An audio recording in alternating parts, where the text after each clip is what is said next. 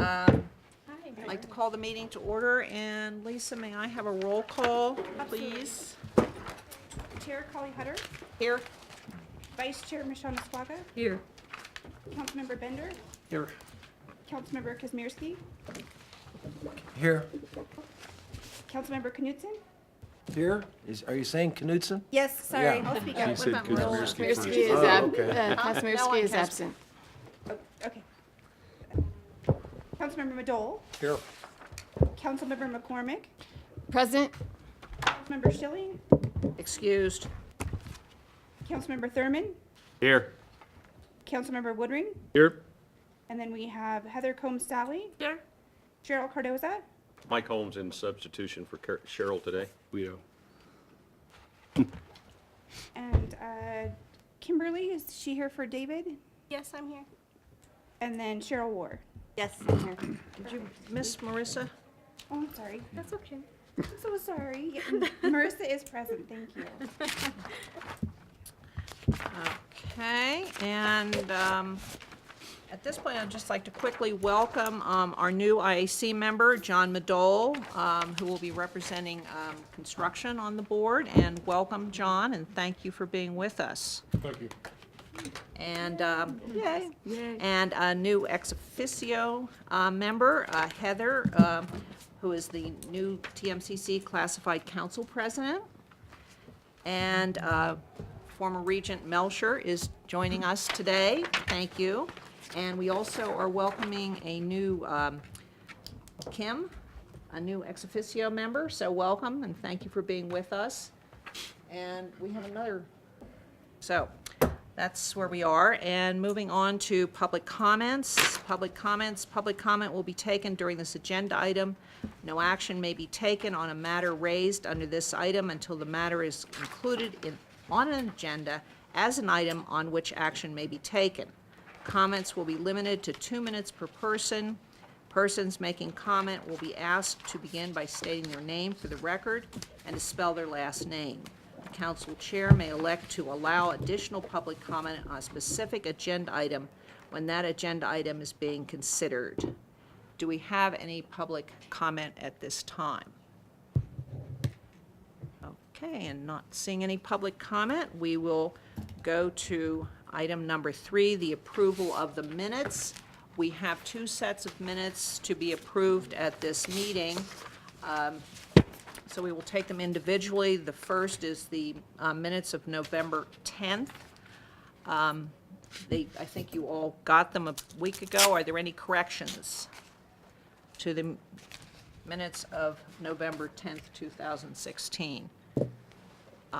Hearing none, may I have a motion to approve the minutes? You know, excuse me, but the only thing is here it states it was November 11th, It says November 10th. and here it says November 10th. So maybe we should at least just get the date Day right. right, was it November? I don't know which date it was. Excuse me for bringing that No, to that's, the no, last minute. I just good noticed point. that I've looked at these it's, things so many. Not the end of the world, but we probably ought to have the right date. All right, so November 11. So Was it the 11th? Check real quick. On the 10th. I've stared at these minutes so many times. I know the actual date of the meeting was November 10th. November 10th. Okay, so we should just make a correction there. We make a motion, that's fine. Okay, what's, Just wanna make sure. oh, This I is see.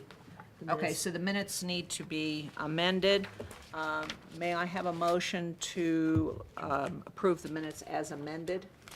So moved. Second? Second. All in favor? Aye. Opposed? The minutes of November 10th Yes. are approved. And moving on to the minutes of February 9th, 2017. The minutes have been distributed. Do we have any corrections to the minutes of February 9th? Not hearing any. May I hear a motion to approve the minutes? Make a motion to move, Thank to you. approve the minutes. Do I have a second? Second. All in, all in favor of approval of the minutes? Aye. Any? Thank you very much, and the minutes are approved. And so we will now move on to item number 4. which is an update on TMCC's marketing, what's happening now, what's planned, and what can we do to help. Karen, I will let you start this.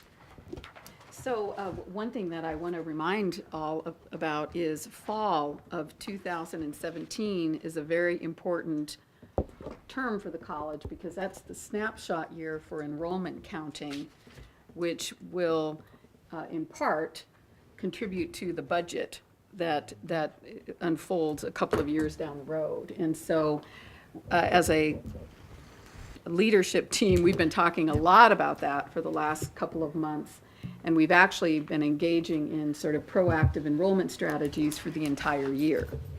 So with that, I would like to ask Elena Bubnova to share with you some of the details of that for a couple of reasons.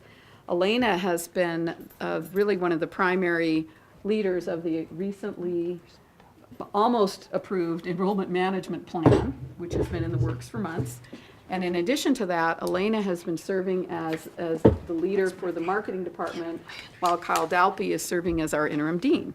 So Elena's got some wonderful news to share, and the other thing that she'll mention too is the leadership team has recognized the importance of marketing, so the budget for marketing will see a significant increase next year that she'll also talk about. And I'm not going to steal any more of your thunder. Go for it. Thank you so much, Dr. Hilgerson. For the record, Elena Bobnova, Executive Director of, do I have to repeat that? For the record, Elena Bobnova, Executive Director of Institutional Research, Analysis, and Effectiveness, and currently overseeing marketing and communications.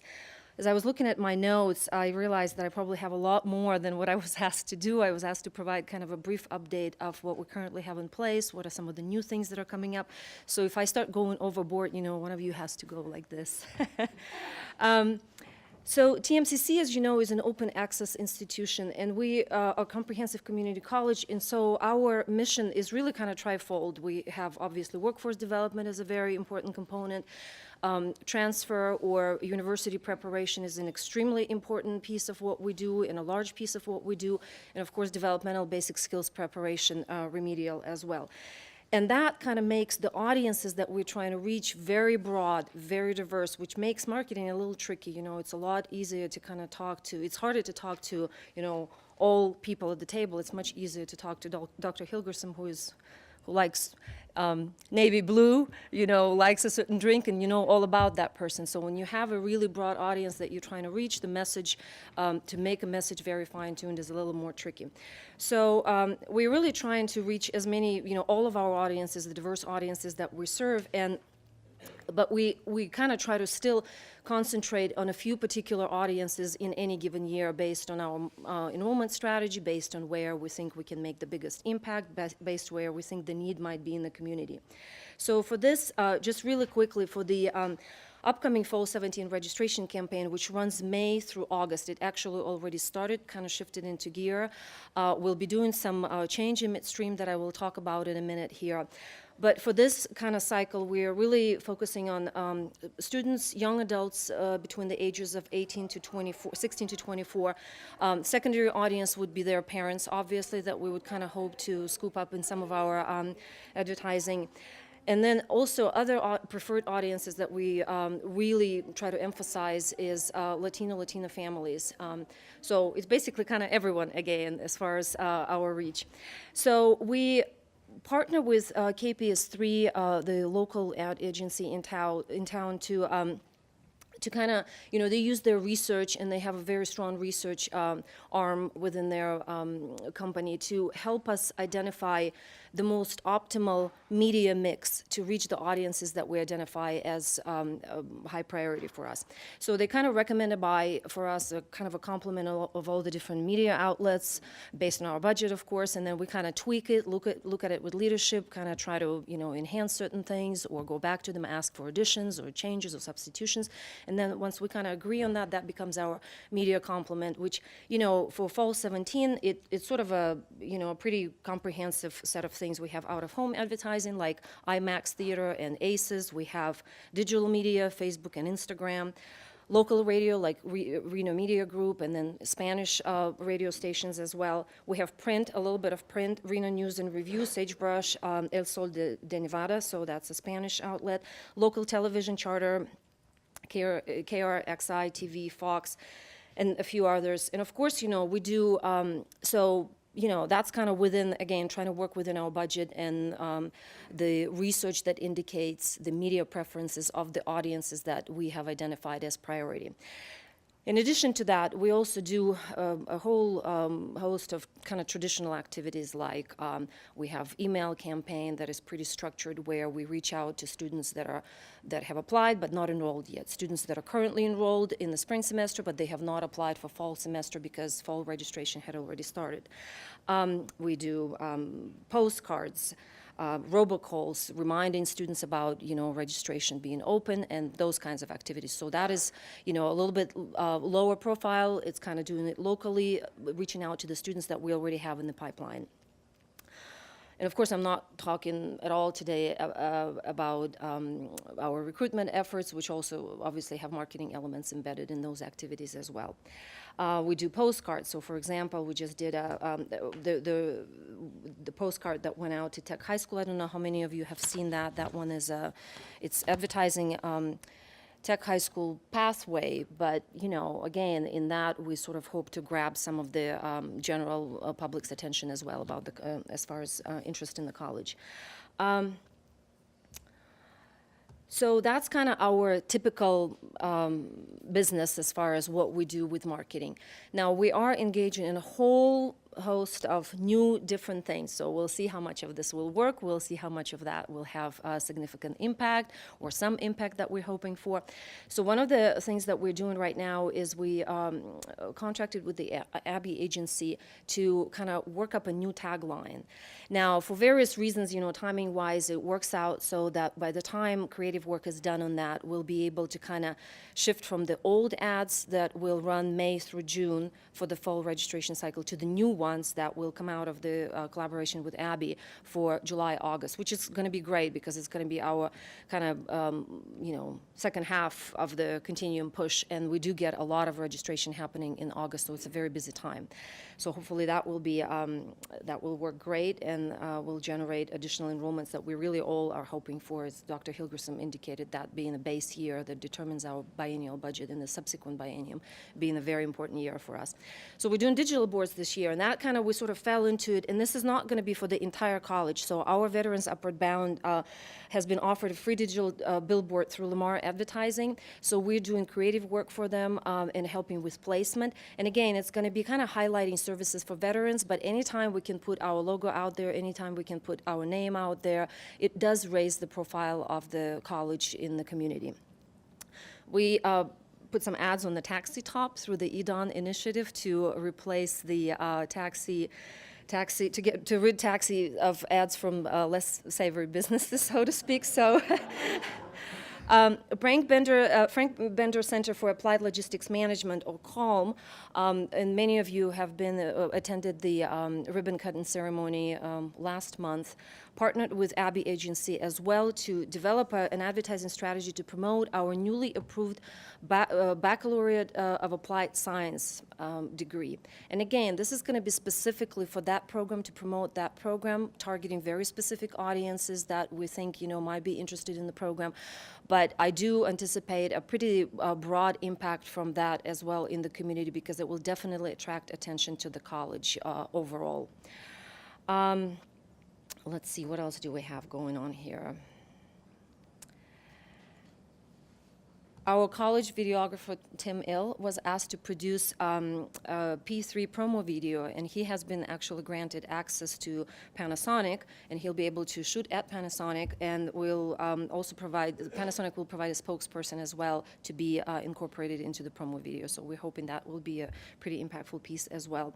We have a new director of Access Outreach and Recruitment, Yuli Chavez, and she and I kind of shaking things up a little bit. So one of our primary collateral pieces that we hand out to our high school students, for instance, right, the view book.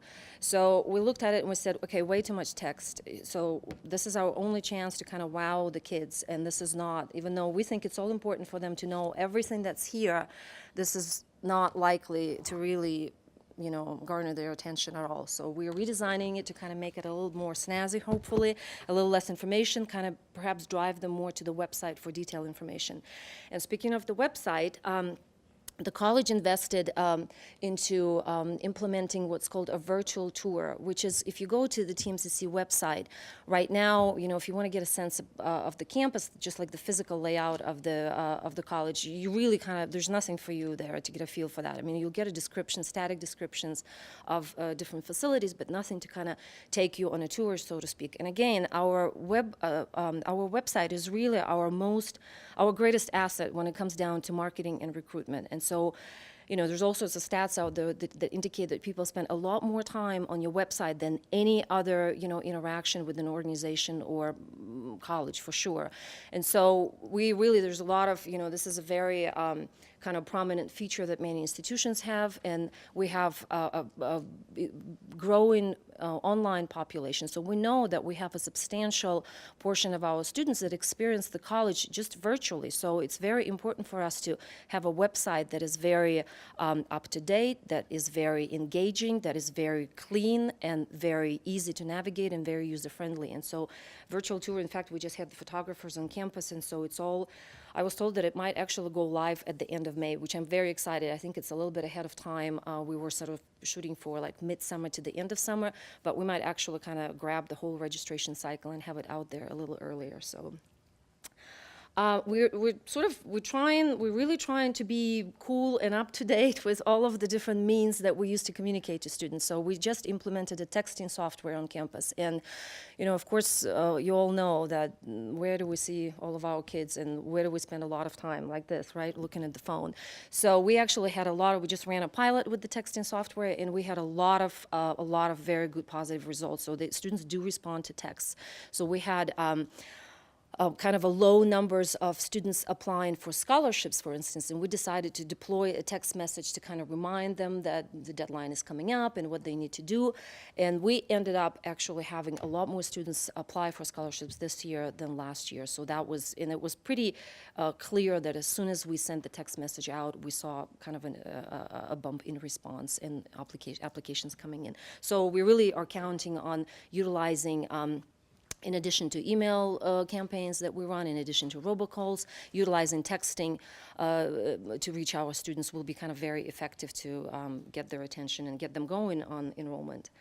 And of course, last but not least, is we brought a significant increase, a request to significantly increase the marketing budget, and were approved. I think kind of 99% of the process is done, so I think it's safe for me to say that we are approved. I'm looking at Vice President New there, and that will definitely allow us to do a lot more things. I mean, our budget is pretty modest, and even with the increase, I don't think we even begin to scratch the surface on what is actually needed in terms of investment into marketing efforts to really be heard out there and kind of cut through the noise and through the competition, and we're very hopeful that we'll be able to make some significant progress this coming year. And KNPB, I don't know how, I'm looking at this bullet right now. So tech education and promotion by all stakeholders. So we just, a week ago, so we had a meeting at KNPB with really kind of a broad representation of probably every stakeholder in the community when it comes down to tech pathways and workforce education and CTE opportunities. And it was a fascinating meeting. So, I mean, we're all pedaling as fast as we can. We're all trying to do great things and working hard to reach our audiences, working hard to recruit students and put the information out there, educate the parents.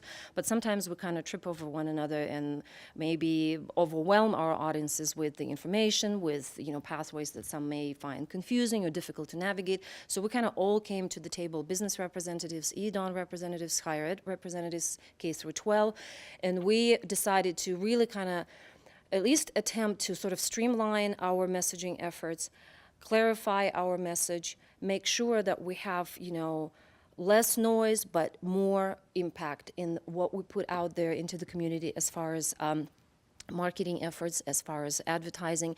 And we started with creating kind of an inventory of all the different campaigns, all the different taglines, all the different efforts that each one of the stakeholders has right now on the docket, so that we can kind of see where the duplication is coming in, where we might have conflict in messages, where there's an opportunity to kind of streamline all of that.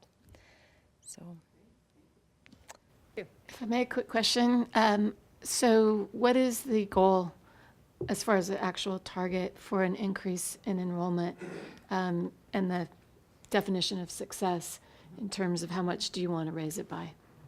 Well, we just, and I do hope the plan is going to be approved, so we're bringing it to the Planning Council on Monday. So we put together a 3-year enrollment management plan through a standing committee of the Planning Council, and we kind of set out to accomplish very specific goals. It's actually a pretty skinny document as far as, very specific goals, very specific outcomes on a pretty defined time frame. And so one of the things that we're shooting for is to increase enrollment by 3%. Well, we're hoping that we can get there over time. So now, again, right now for this upcoming fiscal 18, we really would like to be flat or over last year, because we don't want to be in decline over last year, because again, this is the year that determines our biennial state allocation. So it's really important for us to kind of do as good of a job as we possibly can. And there are some early indicators, I don't want to jinx anything because it is definitely way too early, but we had some events that leading up to the beginning of the registration cycle, that in the last couple of semesters, we definitely saw a downward trend in attendance. This semester, we actually saw an uptick in attendance. I'm looking at some early numbers, and we're actually 3% up in enrollment right now. And last year, at this point in time, we were 14% down over the prior year. So, there are some early signs of the fact that we might actually be headed for, a marginal 2 to 3% increase. And what would that 3% number equate to in terms of actual headcount of people that are enrolled? And by the way, thank you. It sounds like you've done some amazing work. It's a great testament to the fact that everyone at TMCC wears many hats and does each of them equally effectively. So congratulations. It sounds like you have a lot of really great things in the pipeline, and a lot of creativity that you're bringing to the promotion of TMCC in the community. But just for an idea, if you did hit that 3%, what does that mean? You mean in terms of headcount, how many Headcount, extra? yeah. Well, it's a very tricky question, because you can increase enrollment just because the same number of students are taking extra class, or on average they're taking a higher credit load, or you can have a couple thousand more students and still be flat, because they're all taking fewer credits on average. But potentially it could be another 1,000 to 2,000 students is what I would guess. For head count. Now, if you go full-time equivalent, it's maybe a little easier to calculate, because it's just basically the full-time equivalent with an additional 3%, right? So one of the things that I've been thinking a lot about for a long time, about 20 years ago, when we looked at and are you okay with me answering? Absolutely. Yeah, about we're good. 20 years ago, and this is when I think community college educators used to really start looking at this, which is kind of astounding. But we realized that we would lose about 50% of our students between spring and fall. So they went for 1 year, 50% of them left.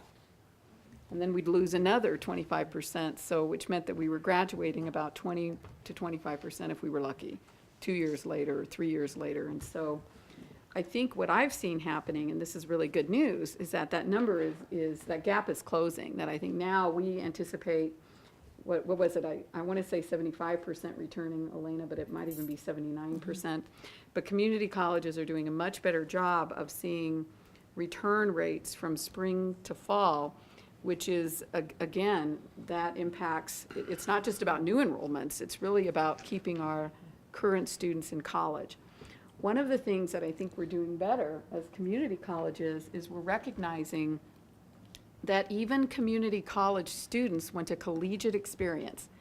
That yes, there are a number of them that they work, they've got families, they take their classes and they leave, and now they're even taking their classes online, right?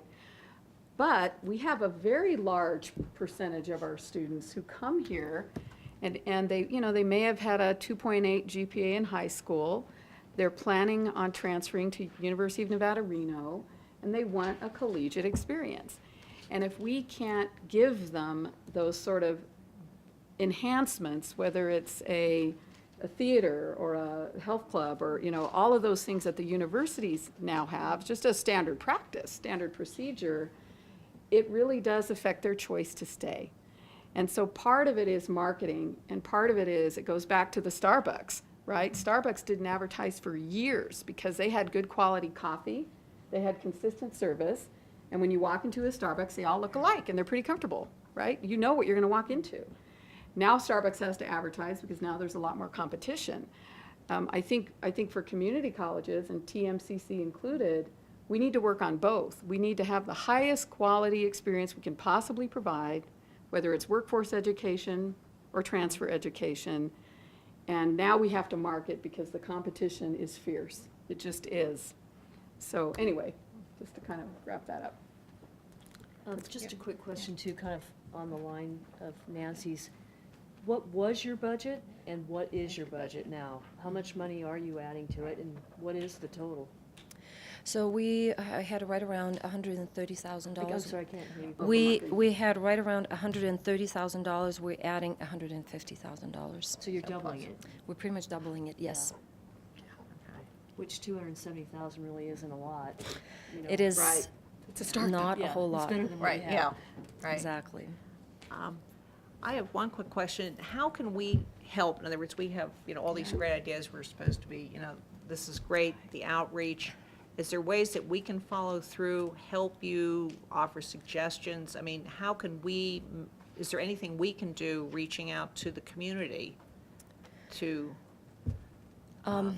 Well, I mean, it's ultimately all about how well we're known in the community. I mean, in our profile in the community, and all of these efforts, really. I mean, we are, in our general advertising for the college, we don't necessarily market very specific programs, right? So aside from these special projects that we have going on the side, we are kind of generally marketing the registration, we're generally marketing the college. So one of the things that we found out, for example, a couple of years ago, is that folks kind of knew about TMCC, but weren't really sure what we were doing. So that was a media preferences survey conducted in the community. So really helping with putting the word out there and maybe putting us in contact with individuals that can kind of help us get to some media opportunities, helping us get media on campus sometimes. That we definitely are competing on any given day when we have events. I'm praying that UNR doesn't have anything going on because we kind of inevitably lose media to the university and really don't get as much coverage as the university gets. So anything along those lines from my perspective would be helpful.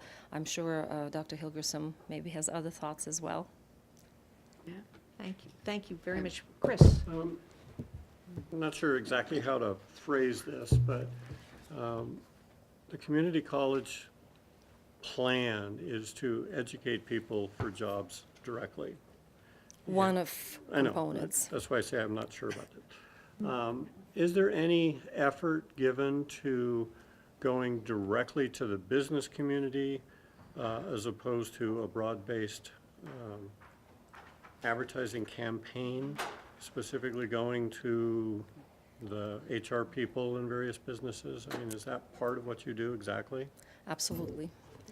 We, and a lot of these activities kind of fall on the student services side of the house, where we have career center. That's the proper name. We've changed it a couple of times, where in fact we just literally, I think 3 weeks ago, had a joint meeting with marketing staff, career center staff, outreach and recruitment, and we were really specifically discussing the possibility of doing some kind of targeted advertising like that to and direct outreach to the employers to kind of help them identify the benefits of their employers, their existing employers, for example. acquiring additional credentials or upgrading their skills, and working with the employers to try and figure out if we were to put together some short, modular classes, or we actually already have a lot of that type of instruction that would lend itself to something where literally, you do it over lunch hour over a period of time, or you do it immediately after hours at work, you just stick around for an extra hour before you leave, or something along those lines where we really kind of cater to the business needs, not only in terms of content, but also in terms of logistics for their employees to acquire those additional skills, so that we actually take instruction to them instead of kind of waiting for them to come to us. Absolutely. And there's a lot more. This is just one example that I gave you, but there's absolutely a lot of efforts going on to engage with employers and find out exactly what's valuable, because, ultimately what we can market is, and what would make our message powerful is we can make it relevant to prospective students and individuals in the community. And that is, here are the skills that you need, which is what the employers need, which means that you're going to get a higher wage job. I mean, those are the kinds of messages around workforce that we would like to be able to put out there. Thank you very much. I think there's probably going to be a lot of people coming and saying, can we do this or that? Chris and I were actually emailing back and forth last night on working with some of the Career Center data.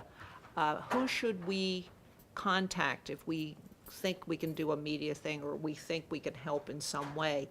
What would be our best contact at the college? You can contact me directly, and Okay, I so will get our contact staff Elena. working on it. Okay, we will send an email out to that. And thank you very, very much. You're I- welcome. we Thank can you. Move on. Thank you so much. Thank you. Moving on to item number 5, I have asked, he always tells me this, my oldest friend in the state of Nevada,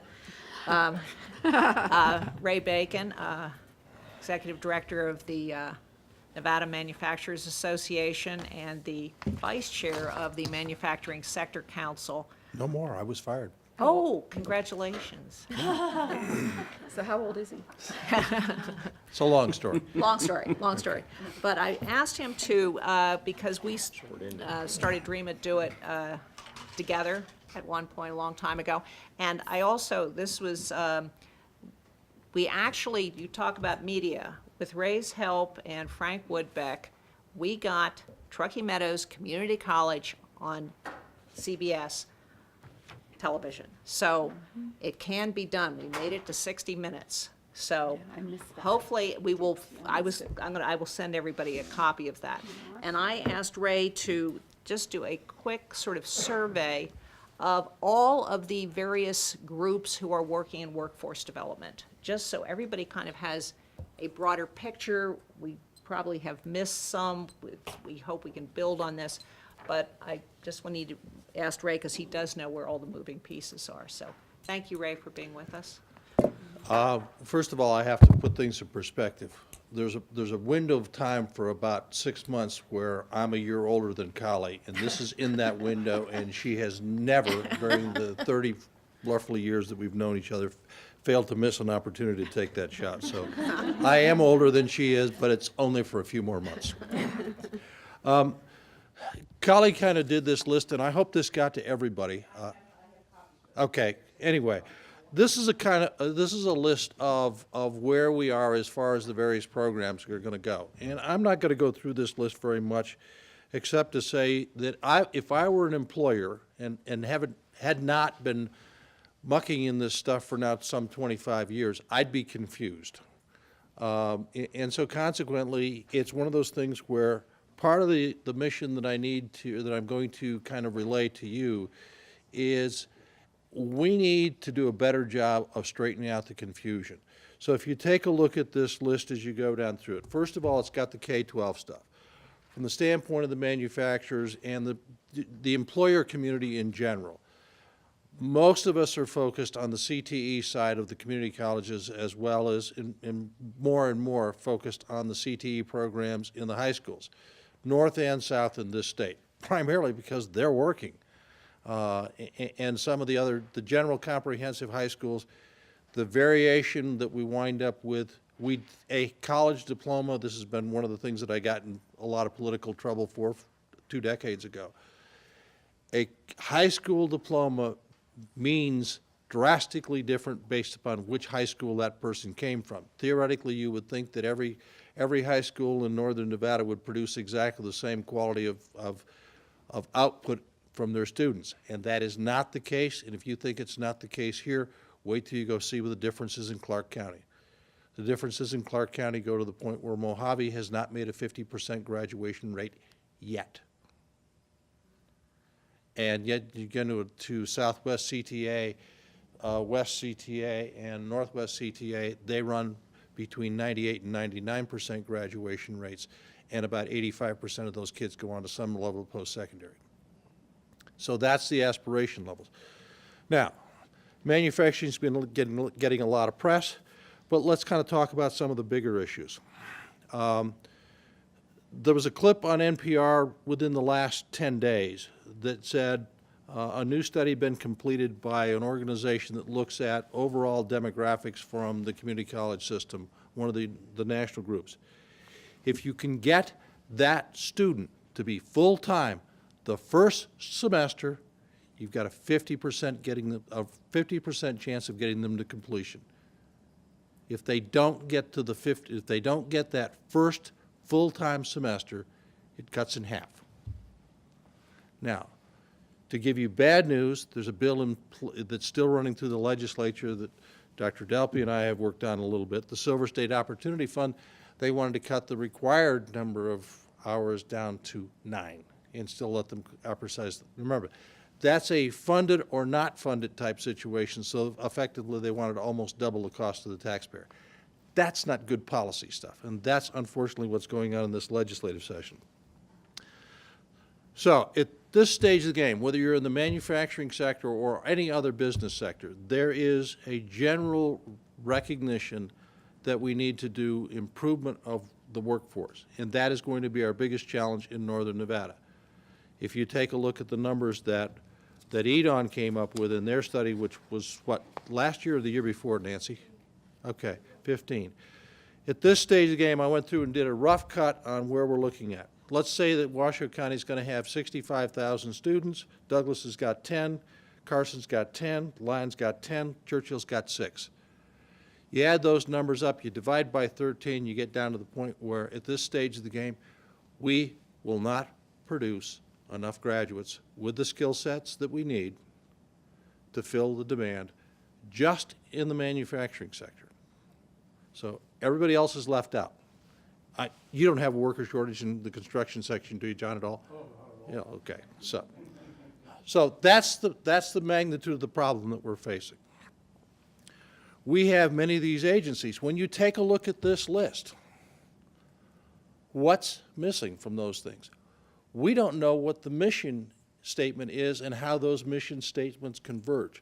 When we started doing the sector councils, we started to get that piece together. Then we've changed the sector council configuration, and I'm not sure that we kept all those pieces in play.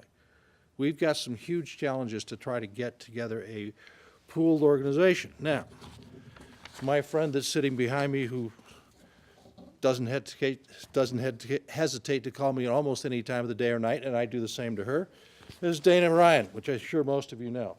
This piece is hot off the press. And I'm going to pass this down. You've got one for, I'll let her just give you one for everybody. Anyway, this is brand new, hot off the press, and this talks about manufacturing. It goes through. It's got the pieces. It's a roadmap. If I'm a student that's possibly interested in manufacturing, I can understand this piece. It makes sense to me. And it gives me the connections to the resources. So she's done, in that one piece, a huge chunk to define what takes place in the CTE programs in Washoe County and how that connects us to the community college, to join, to everything else. So we're starting, but this is only for one sector. We need that same focused piece that starts to talk about where we're going for the folks in the construction sector. We need the same piece for the folks in the gaming and tourism section. We need the same thing. Someplace in here I wrote on my notes, all the various sector councils. We have mining and materials. We may not need that one. We certainly have some of the materials issues. Aerospace and defense, we have that here, even though some of us don't know the difference between aerospace and defense and the manufacturing sector, but that's a secondary issue. And the medical, doesn't matter what we do in northern Nevada at this stage of the game, we will not be able to produce the number of doctors and people in the medical field that we need. We've proven that for now 20 years or maybe 25 years. It's not going to get better. We are still a state that imports people. We need to be more selective on importing. When I say that, most of this group has been in this state for a long period of time. I have a piece of data which I am forbidden to divulge the source. But one of the companies that is hiring a lot of people at this point in time, of the people that they are getting, they have a high rejection rate from the people who can't pass a drug test. That doesn't surprise anybody. The one that surprised me is the number of the people that can't pass a criminal background check is almost as large as the ones that can't pass a drug test. I have to tell you, that was like hitting me with a brick. But remember, for 2 decades, we were the fastest growing state in the country. Everybody that could come here, and nobody was doing criminal background checks, with the exception of the public agencies and things like that. We, shall we say, got some dregs of society, and during the recession, most of them couldn't leave. That's why you wound up with empty houses all over the place, and that's why our homeless rate skyrocketed. We still have problems. We are not clean and pure, much as we'd like to think we are. So as you take a look through this list, take a look at how many of these people do you know, how many of these people have a connection with the employers, and how many employers get contacted by 3 or 4 or 5 or 6 of these different agencies, which just causes confusion. We need to get focused on who's going to deal with these things. And we need to get focused on one thing. And this is the one thing the sector councils did not do a great job of initially. Ryan Costello and I from ClickBond tried to fix that, and that's when they decided to change the structure. The ones that you care about as a community college and the ones that the state needs to care about is who's hiring. Especially during this recession. We had companies that went for 2-3 years and didn't hire anybody. If you're in one of the employment agencies or you're at a community college, unless you're trying to get them to upgrade the skills of their existing workforce, which is a legitimate task, but if you're working for Joint or working on those kind of issues as far as trying to help find new people, they're not hiring, you're wasting their time. We don't have a great database of who is actually hiring, and so that we can focus on those people that need the agencies, need the entities, and need the assistance, and make the links with those. What do those people need? Can we get to the point where we define what our courses do? Collie got me sucked into this Dream It, Do It thing a couple of years ago, 5 years ago now, I guess. Okay. And last year, by default, I became the chairman of that operation, and at the same meeting, we made a deal to buy a program from our counterpart in the state of Virginia. It is a tool that is not exclusive to manufacturing. The state of Virginia went to a company in New York City called Headed To that does a career planning tool that exceeds anything we have in the state. If you have a teenager or know of a teenager, you take them to dreamitdoit.org, not .com, dreamitdoitnevada.org, and tell them that will take them directly to the Headed To database. They have to create a profile. They have to create a file.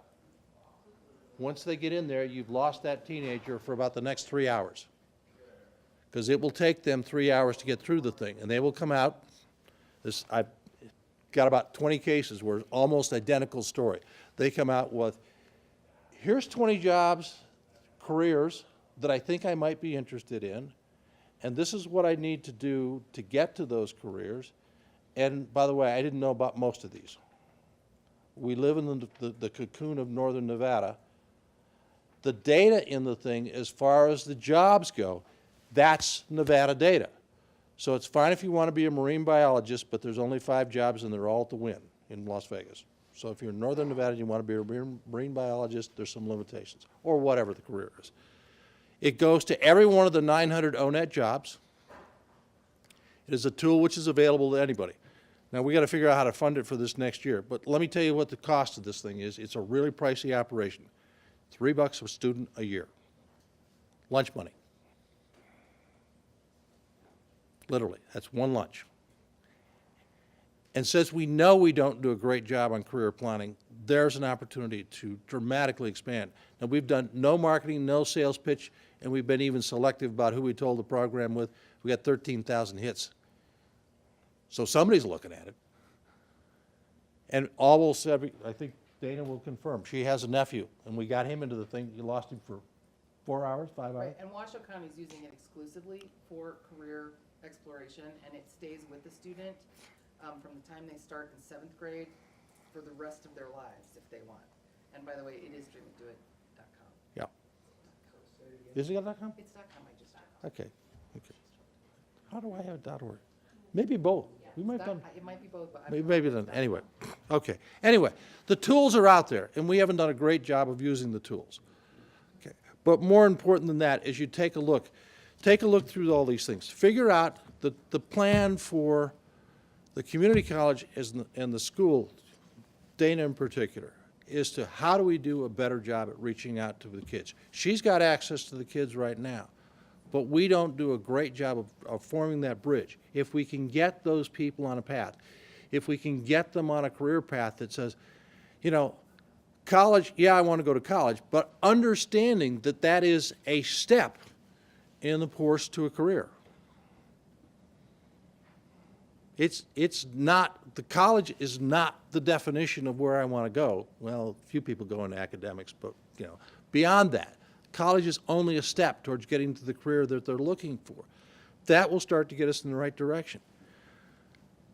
We're going to be challenged. Northern Nevada is going to be really, really pressed. I have no idea what Google's going to do, but they've already asked about the height limitations on how high they can go. I don't know what they want to do with the thing. Maybe it's nothing more than a drone tower or something like that. But you know, Lance has been dealing with them for 2.5 years when he had no idea who they were, and he's known for about 2 years who they were, and it took that long to get the contract. At some point in time, they're going to do something. I hope most of you have driven out to Truckee within the last year, because if you haven't, you need to. It changes rapidly. They do 1 million square foot buildings in about 6 months, from first shovel of dirt to people in them. That doesn't happen anyplace else in the world. There's another opportunity for another ABC CBS special that's coming up. Story County now has 6,000 jobs and 4,000 residents. I don't think you can find that in any other county in the country, more jobs than people. So there's some opportunities for us to do some things. Almost all the land, when you go up USA Parkway until you get to the Switch building, almost every parcel from the highway to the Switch operation is now already sold. Somebody's coming. And that's going to make finding people really, really tough. We're down to 4.5 unemployment rate in Northern Nevada. And at this stage of the game, if we got a drug problem and we got a criminal background problem, finding the people we need is going to be really essential. That, and you guys, are a key part of the thing. Questions? Thank you, Ray. Questions, please. Who addresses in all of this the housing shortage? Nancy? So Mike Kazmierski, in conjunction with a number of other business leaders, starting about 2 months ago, have put together a housing consortium, if you will, to really bring together a variety of components that are part of that equation. He has been saying for about 2 years that the production of housing is just, very much lagging the projections for the population growth. And so where that, as I understand where that consortium is at this point, was that they needed to identify what are the barriers. Are the barriers speed of government? Are the barriers availability of financing? Are the barriers related to the cost of land? So it's gotten to the second step of, we know we need it. We know the number of units that we're building. We need to be building about 500 units a month, and we're building something along the lines of 200 or 300.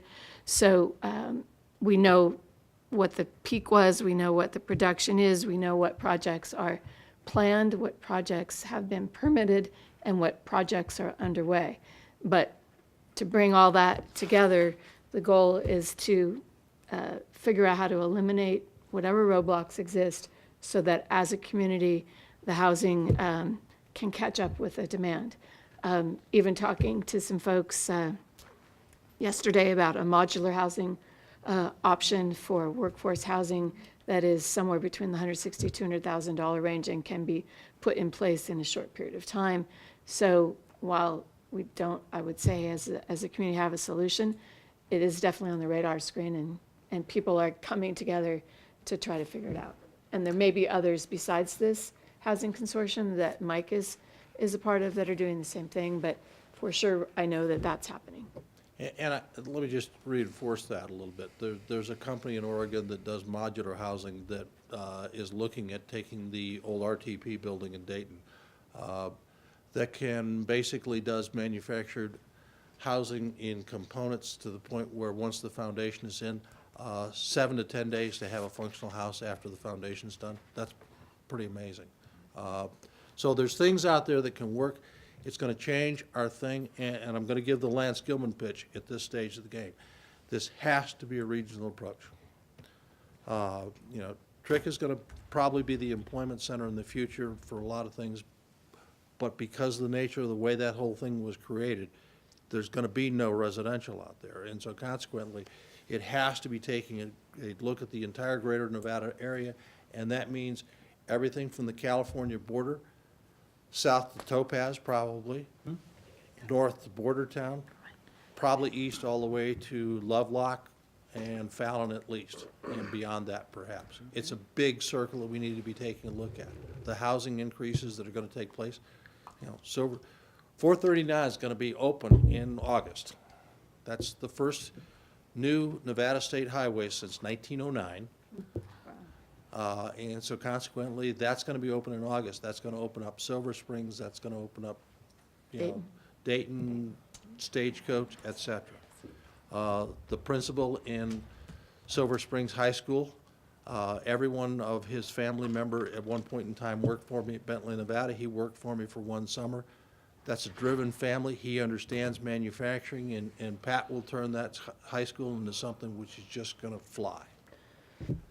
So, with that. Coley, if I could add a few comments of some things to address some of the issues that Ray has raised. So, EDON has recently put together a website, whyreno.org, if you'd like on a future agenda for me to walk through it. The original intent was to bring together all the assets of the community into one place for recruiters in order to be able to promote the region when they're trying to recruit employees to the region. The second stage of that, though, is that there is a who's hiring button. It was the best we could do with the information we have, and today the only sub-button that's really thoroughly built out is the manufacturing button. There's about 6 different industries listed there. We're adding healthcare and construction soon, and what we have done with that is simply look at jobs on Indeed.com, which we know is lagging and may not be exactly the best source, but it is capturing by pulling in from other people's websites what are the jobs that are out there. We're putting up the logos of who's hiring. So if somebody wants to see all the, a representation of the manufacturers that are hiring, they will see them. If they want to see the logistics and supply chain or healthcare or otherwise, it will take them out to Indeed, where they could at least see that there's a lot of different types of opportunities that exist in the region. So we're, trying to help those looking, whether they're here or outside, know about the many opportunities that exist. I have this. Do you want me to give this out now? Yes, that's on fine. The same sort of subject? So I will pass them that way and pass them that way. So it is also important for those of you that haven't known about this or are not familiar with this group. Ann Silver, when she was formerly the CEO of Join, pulled together a workforce consortium. She then moved out of the area and has now come back as the CEO of the chamber. This workforce consortium has been working on this piece that I'm passing out for a very long time to really accomplish three different goals. One is to identify who all is here, who are they serving, and what types of services do they provide. The front page of this with the boxes is primarily for seekers to say, okay, I am someone who is looking for career coaching. Where could I go? I'm somebody who's looking for bilingual services. Where could I go? Secondly, however, this is helpful to these agencies to raise point that I may do something to help someone get bilingual services, but I have no idea where I should send that person to next. And we're trying to get out of the silos of I've done my part and I've gotten them the bilingual services, but now they need to get some career coaching, or they need to go to TMCC and get a certificate, or they need to go to Job Connect or some of the other providers to figure out how to actually find a job. So the front part of this page is all about that. The flip side of this page is going back to another point Ray made of, okay, well, if I do all this, I have no idea where there's jobs, what industries there's jobs. So you'll see currently that manufacturing, information technology, construction, healthcare, and others are listed here. And these are from the DETR data, the Department of Employment Training and Rehab, of what are the jobs, what are the wages for these jobs also, so people can say, well, you know, I would really like to make this much an hour. What are some of the jobs where I could make that hourly wage? So, you know, this is at least an attempt to try to identify who's doing what, and you can see that, you know, how to find them with a map, and even the name is there. Another thing I wanted to pass out, I'll pass one in both directions. I've talked about this before.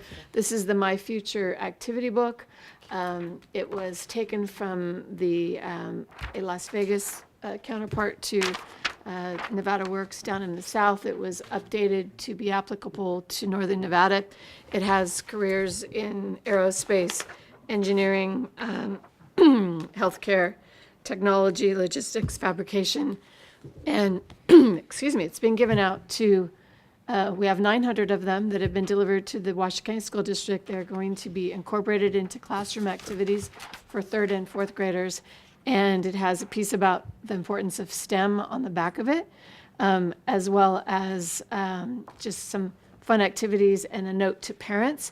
So it's designed to get both young people as well as their parents thinking about the future careers in Northern Nevada that children could be, you know, identifying and shooting for starting at a pretty young age, to inspire them to pursue the types of programs that are doing great things that out of the Washington County School District and the CT and signature programs. So. And Nancy mentioned the Indeed database. The Headed To project uses the Indeed database, and they have sorted it out for only the Nevada data. So consequently, when you get into the Agreement Do It Nevada database, then yes, that drives you to the jobs in Nevada that come off the Indeed database and out of the federal statistics and things like that. I want to make one One last more. point. Karsten Heiss started a project in the manufacturing sector where we went through and pulled the community college programs and Davis programs and went through with a group of employers. Didn't have enough employers doing it, but we had a pretty good selection.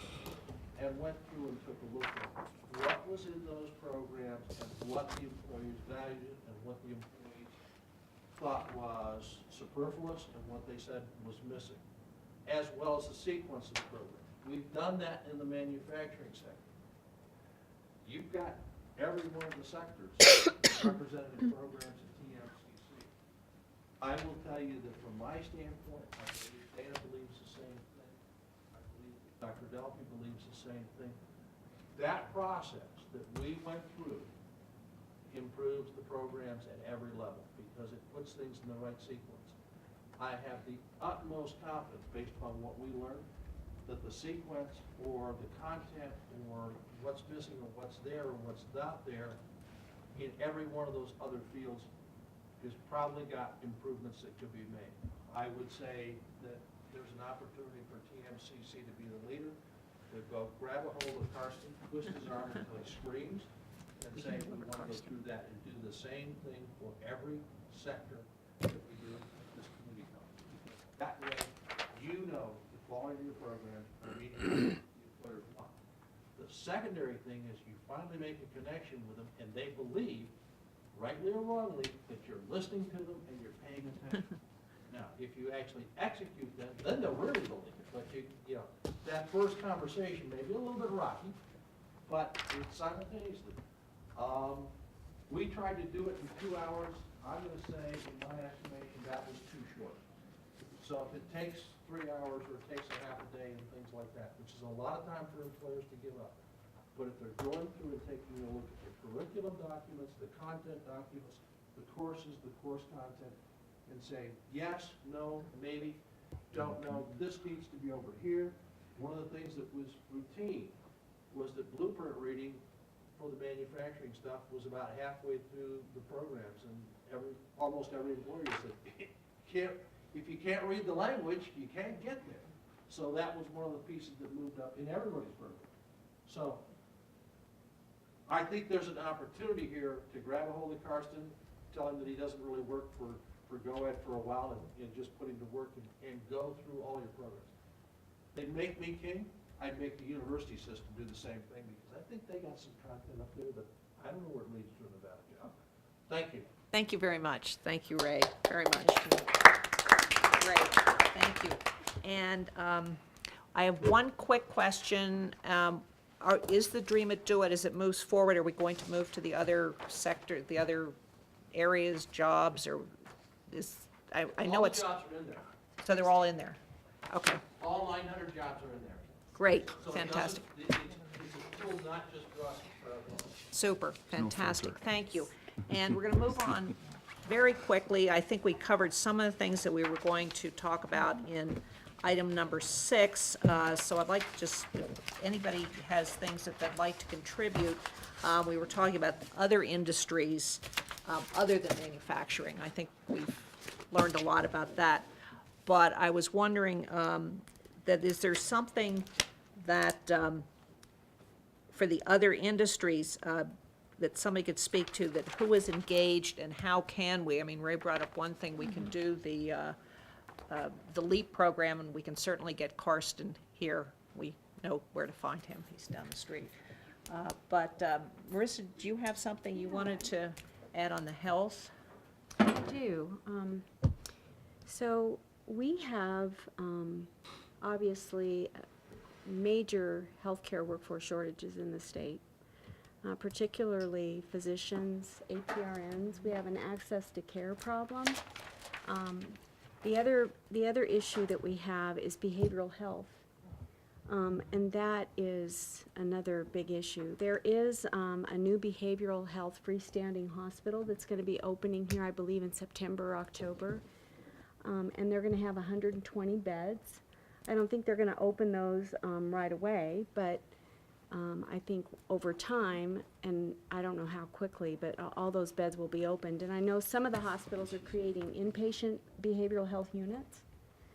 So one of the things that we're doing is we have put in some funding for Workforce Through Nevada Works, and we've identified a person that she was actually the executive director for the Nevada State Board of Nursing, and she's retired now, but she has a psych background, and she is very passionate about behavioral health, and she's doing some work in that, and I've reached out to her. She also got she's board certified now in psychiatric health, and have reached out to her, and we're creating a program, hopefully if we get the funding, to be able to put new grads through a psychiatric behavioral piece versus med-surg. We have a med-surg provider already, and it'll help transition those nurses from academics to a clinical setting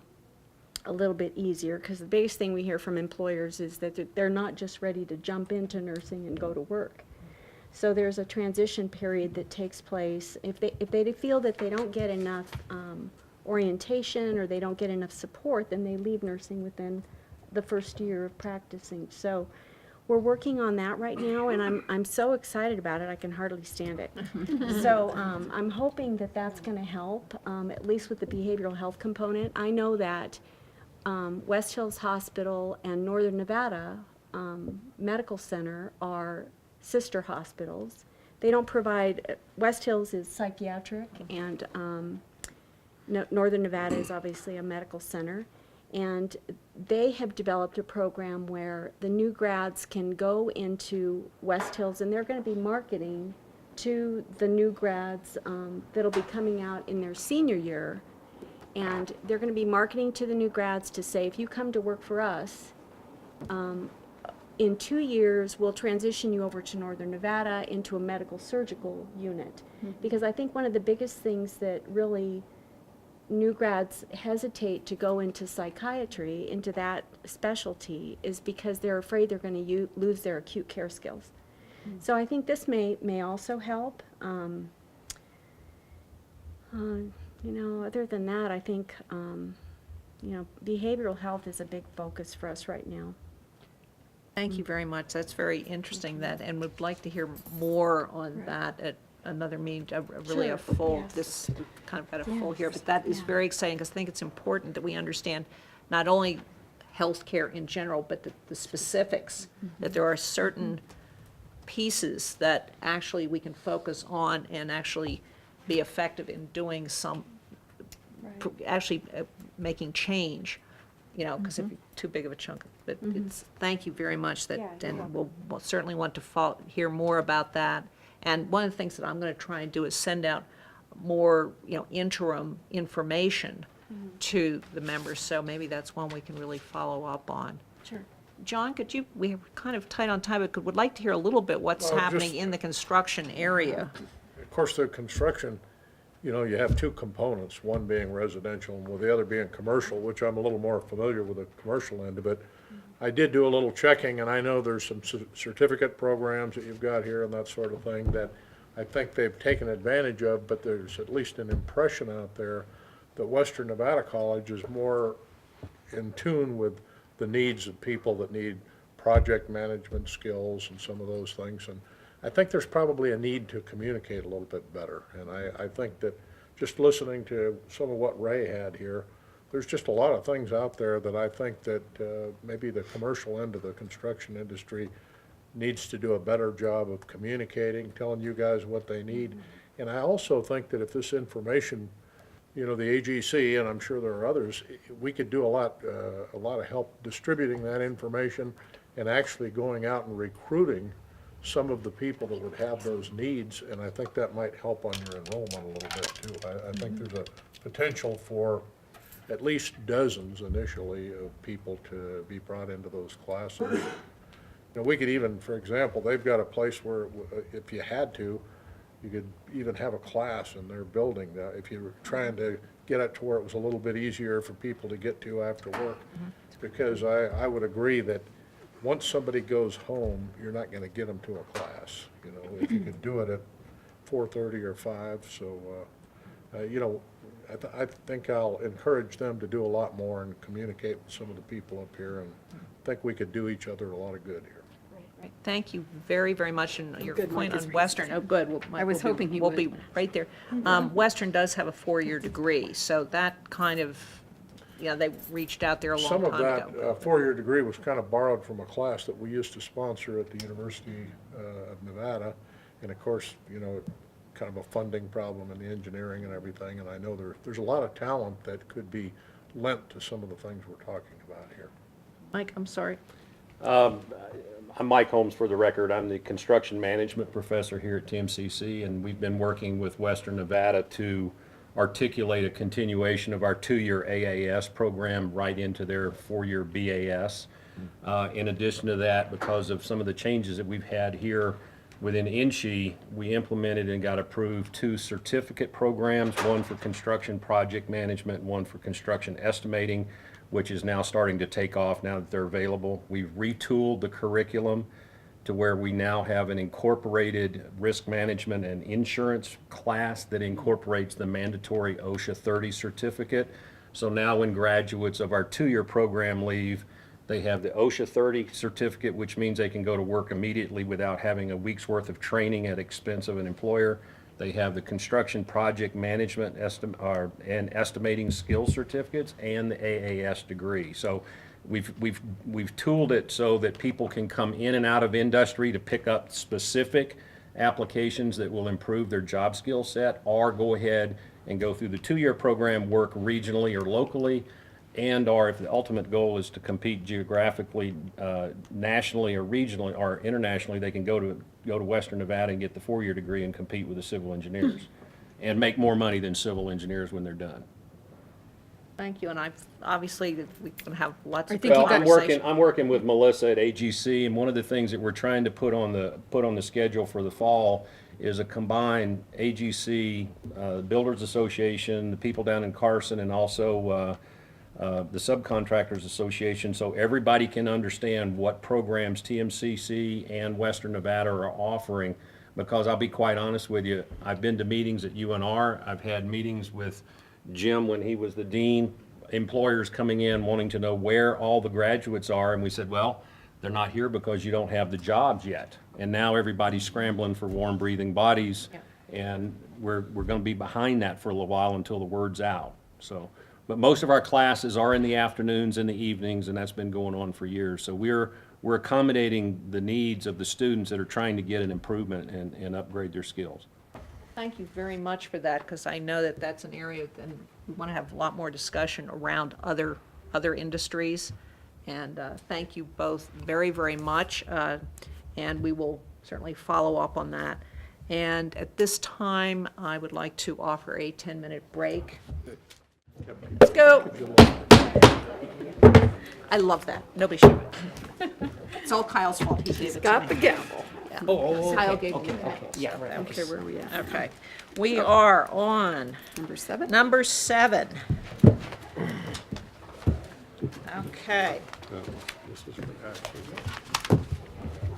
Item number 7. This is a discussion and possible action related to the composition of the TMCC IAC, including not limited to industries and community groups currently represented and what would be desirable in the future. The number of council members and other matters that anybody should have.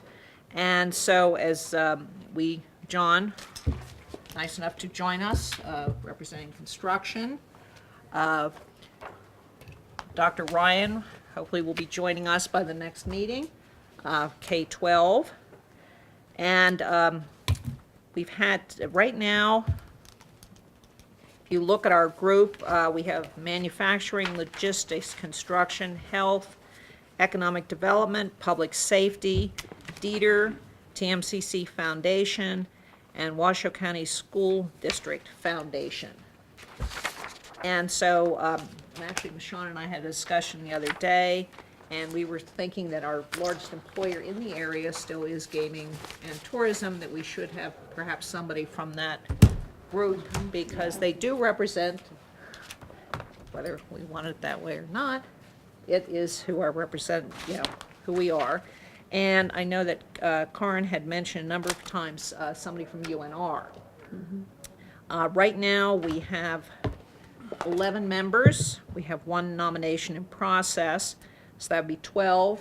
The maximum is 15. We've always been a smaller group, which means at this time we have 3 places.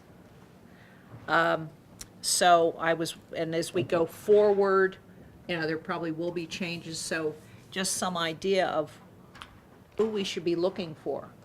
Yes. I think it may have come up before that we should be looking for someone in the technology field, IT. information technology, software. We just have a growing mix of a variety of different, I guess I would just say technology-based companies. They might be software companies, they might be others that the foundation is really technology.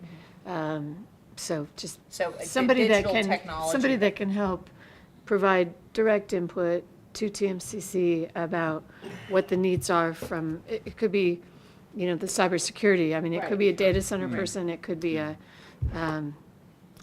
software What firm. we a refer variety to of kind of things. as Right. tech, Yeah. IT area. Thank you. Do we know if, I'm sorry, Brad Woodring for the record, do we know if Switch being in Southern Nevada also, and if they're involved with the IAC down at College of Southern Nevada? I don't know, I haven't recently looked at their list. I think the short answer is yes. I think they are involved with CSN as well, but I'm not positive. Which makes it a really easy ask for up here as well. So With their new possibly switch. operation. Oh, I'm not, you know what, I think I misunderstood the question. I'm not sure if they're on the IAC. I just know Yeah. that there's a lot of communication and good work being done. Yeah. But I think that's a natural ask for them, Right. as they're So you getting said ready to you're open an suggesting operation maybe here. switch? Uh-huh. Like reach out to switch? Yeah, underlying Nancy's comments. Okay, that's a very good suggestion. Again, I put it as possible action. I don't know that we have to, we could, I guess.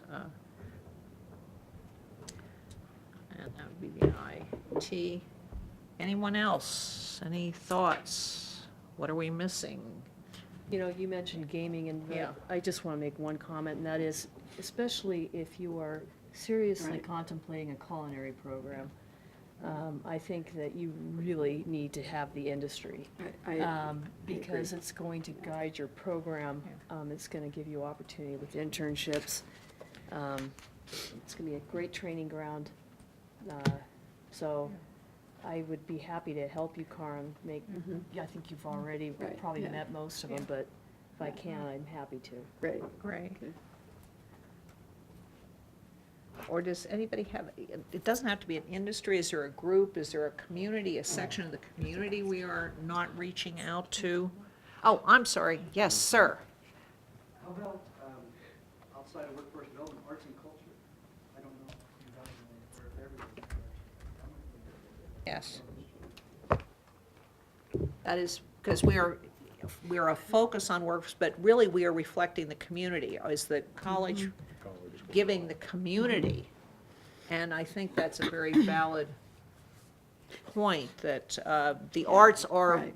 critical even if you are, no matter what you're studying. And that was one of the intents with the University of Nevada, Reno, is to hone in on someone who could represent transfer education, which Yeah. sometimes it is workforce, but more often than not, it's not workforce. So, but we just haven't identified who has the time yet, so. But I think that's very important, and also, well, we're gonna have to kind of decide, I mean, put a hierarchy on some of these things.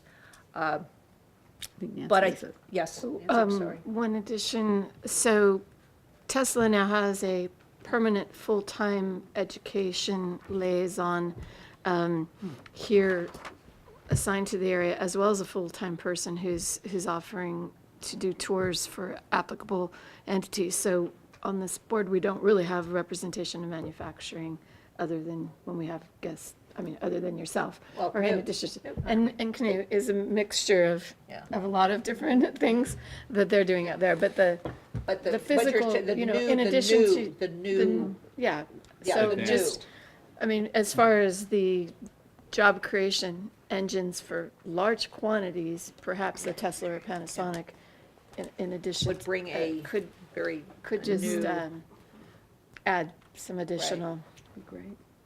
insight into the industry from that auto and clean energy perspective. this is very good. So we have IT, so far we've got the IT, the culinary, Now, and again, these are all just suggestions because my we report. can't So Kali. fit everybody on. And I guess this Yeah. is a question for Michonne.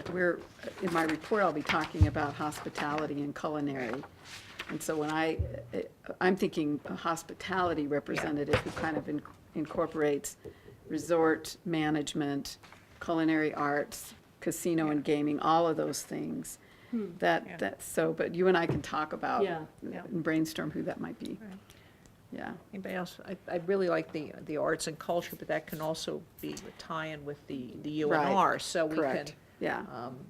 possibly look at that. And I will be sending out, most of us, as we know, we've all got pushed for an extra year.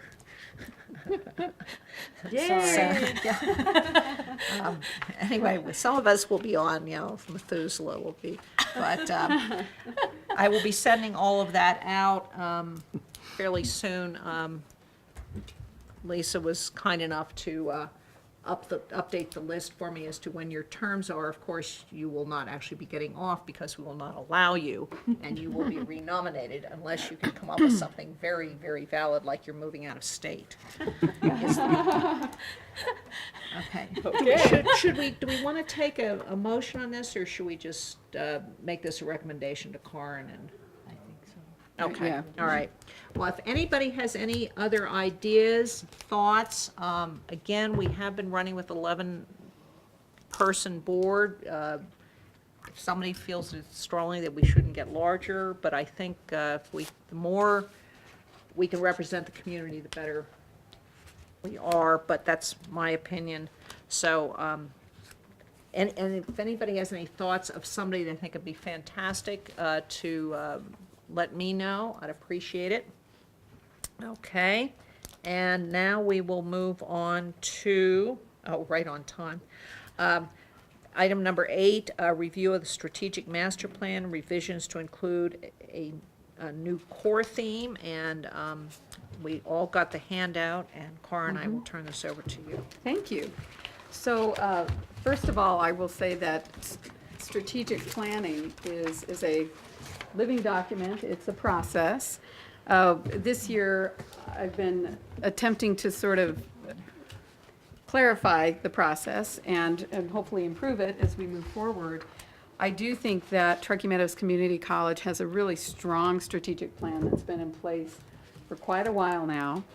The strategic planning, as it's occurring now, is connected to our planning council, and our planning council is a representative group of staff, management, faculty who meet and plan.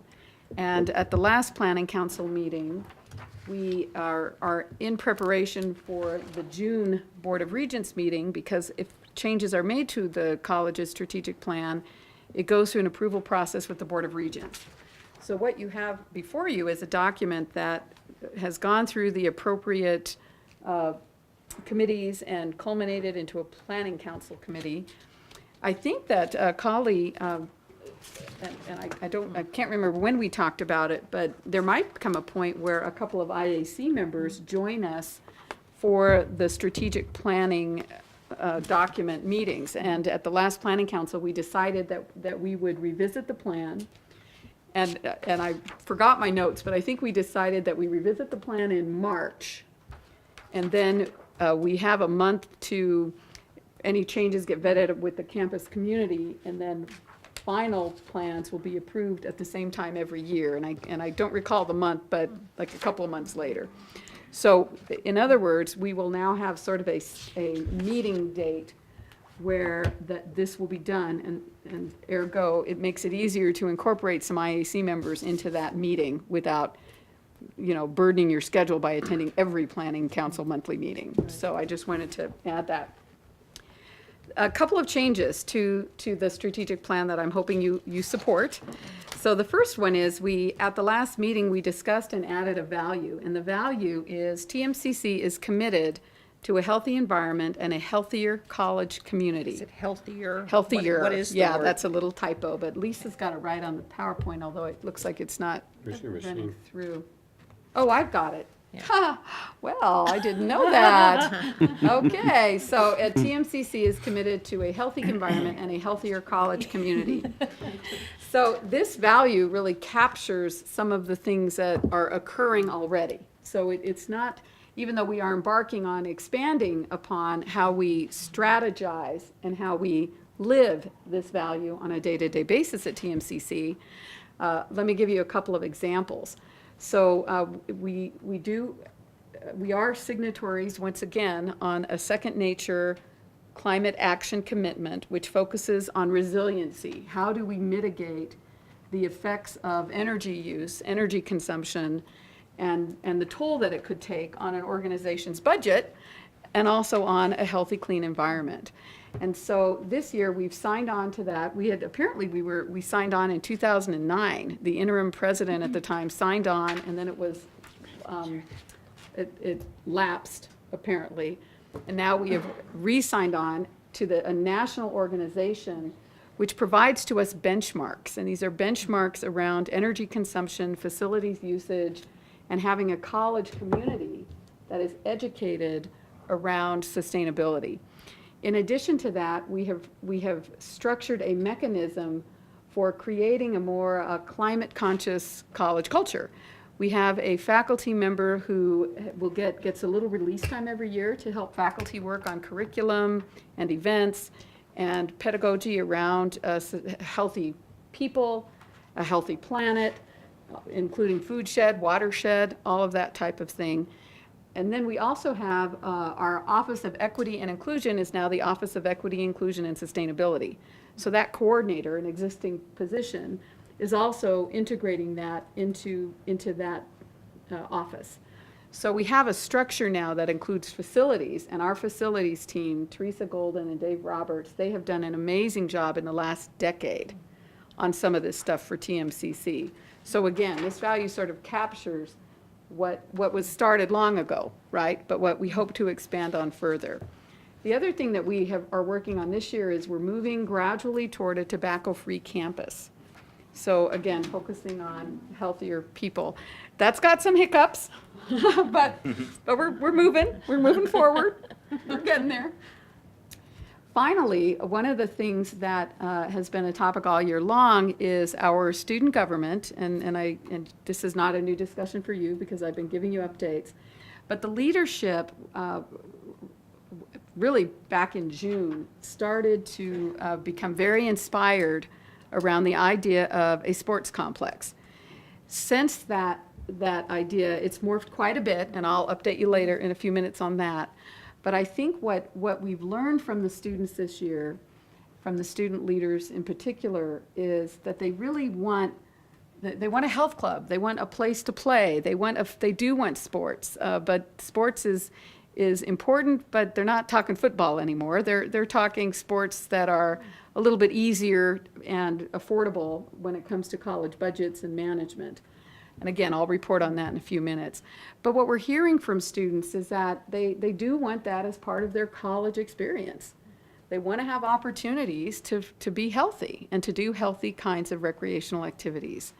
So again, that's the new value. TMCC is committed to a healthy environment and healthier college community. And I'll close that point by adding a couple of us attended a breakfast in New Orleans at the American Association of Community Colleges.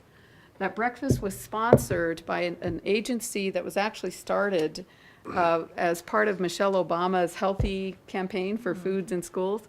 And they've morphed into a kind of a Healthy America agency, and they're funded entirely by grants. So most of their funding comes from the Robert Woods Foundation. And there are a few foundations. They're up to about 200 partners now, including many universities. And University of Oregon is one of them, and that's my alma mater, so when I saw that. But we attended this breakfast, and we heard about how we could become involved in that organization. And they look at things like the nutrition at a college, the things that you're doing in your cafeteria. They do look at things like, do you have a recreational field for people to be healthy? Do you have fitness on campus? They look at all kinds of things around how do you create a college community that understands what it means to be a healthy American.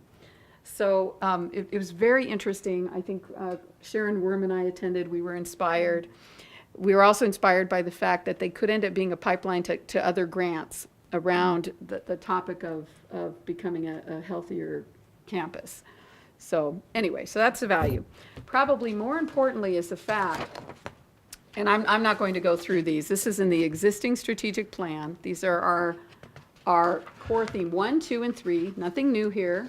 The new core theme is core theme 4. And core theme 4 was added as a response to our NWCCU accreditation visit. And just a reminder, Turkey Meadows Community College has one big general accreditation, and that's through the NWCCU. We also have a number of specialty accreditors as a relevant aside. So for example, our culinary program is accredited by ACF, the American Culinary, it's not Foundation, Federation, I think I got that one right. And our nursing, of course, is accredited through ACN. So we've got a number of specialized accreditations, but ultimately, when it comes to financial aid, NWCCU is the primary accreditor, that if we ever lost accreditation, which would never happen because we are excellent, but that would really affect our budget because financial aid could actually be cut off at that point, and then students can't afford to attend. Core Theme 4 is a way to offer a framework, because accreditors, when we do visits, and I've been a visitor, and I'm going on another visit in October for a community college in Montana, but as accreditors, we have a long list of things that we look at over a 3-day period of time. And what was missing in the TMCC self-study was really a framework by which the accreditors' checklist sort of fit. And it doesn't mean that you're not doing it. It just meant that it was hard for the accreditors to know to know where to look when it came to the way the report was crafted. This Core Theme 4 fixes that. It says, we do believe in stewardship of resources. We want to be responsible stewards. We're going to optimize state-funded revenue through data-driven and coordinated enrollment master plan. So that's part of the what we call the whole enrollment, recruitment, marketing departments. We want to maintain and grow non-state funded revenue streams, including grants and fundraising. That's actually a lens by which an accreditor looks at your budget office, and how the budget office in particular is handling the various funding streams that come through a community college, and maintain and improve the effectiveness and efficiency of college operations. This one might need more work, but for now, I think the idea here is that we're looking at things like facilities, we're looking at, did I forget anyone here okay, I think I got it all. So that's what this Core Theme 4 does. It's not that it really adds anything new, but it gives a lens by which an accreditor can analyze and verify that we're doing our jobs on those infrastructure pieces at a college. So I think that covers it. May I ask a quick question? Yes. So I just wanted to check to see, does TMCC have a representative on the City of Reno Sustainability and Climate Advisory Committee? We do. Okay. Vice President Estela Gutierrez was asked to participate. Now, I don't know if she's attended a meeting yet, Right. but Okay. she said yes. Great, So, perfect. And I think Because- it's, and I that hope sort I've of got then the right ties one. into the City Energy Project, and so Right. based on your Yeah. first, or the addition on the first slide, definitely something that would Yep. help the community college Yeah. be integrated with all the other activities and focus areas of the Yes. City of Reno. Correct. Great, Yep. thank And you. and now that you've mentioned it, I remember when she was asked, and I said, yes, please. And I'll have to get an update and Great. see. Yeah, so thanks for asking, though. So these are, by the way, some of the next steps. And what I wanted to do was make sure that you were aware of this before it went to the Board of Regents. So when does Okay. this go? This goes this next time? Correct, right. So this will be coming up in June. Yes. All right. Are you requesting Well, I guess just an understanding? Yeah, or show of support and approval, or not approval, but a show of support. Yeah, just a show of support. And I do think in the future, I'd like to sort of thicken the involvement between the IAC and the Planning Council. So I think as we move into next year, now that I understand, learned about how we've been doing it versus how we could be doing it, I think it would be nice to have a couple of IAC members participate in the particular meeting and maybe a couple of meetings where we revisit the plan. And some years it's as simple as, you know what, the plan is fine, leave it alone. Other years it might be, speaking on behalf of the IAC and the community, I think that you ought to add this as a value, or change your mission in this way. Yeah. So I think because that's, the mission of the college is in part tied to the community Correct. that it represents, were reflections of each other. So, shall we, We just need to talk. does anybody want to make a motion that we have been what was the word you used? I'm Show of support. sorry. Show of support Support. for the change to the master plan that we A approved? strategic plan, yes. Strategic plan. Master plan. Strategic. Now I'm master- really confusing you. Yeah, Sorry. all right. I'll make Newt. that motion, yes. Newt is making the motion that we are, have a show of support for the changes to the strategic master plan as presented. Do I have a second? Second. Thank you. All in favor, discussion? Anybody for discussion? All in favor? Aye. Opposed? Thank you.